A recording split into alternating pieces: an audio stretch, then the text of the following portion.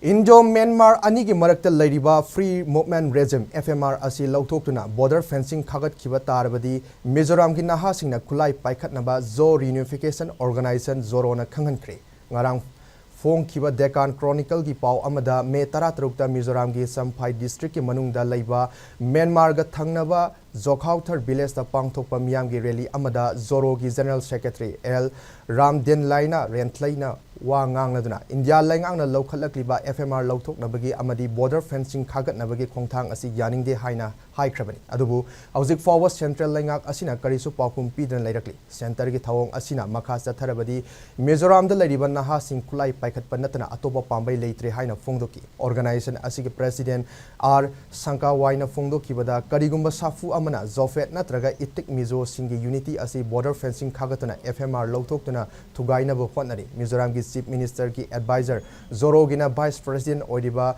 Lalmun Pia Punte nasu Mizoram Myanmar ki marakta cheliba Tau Turel asigi nakyet tariba miyosing asi British colonial ruler gi matam da Turel asi da border ni haina khaidok lamani makoina khaidok lamliba border asi aikoina kaidonung da yaba ngamloi haukiba February 19 da famkiba Mizoram Assembly na warep ama lauduna fencing amadi FMR louthok kani haribasi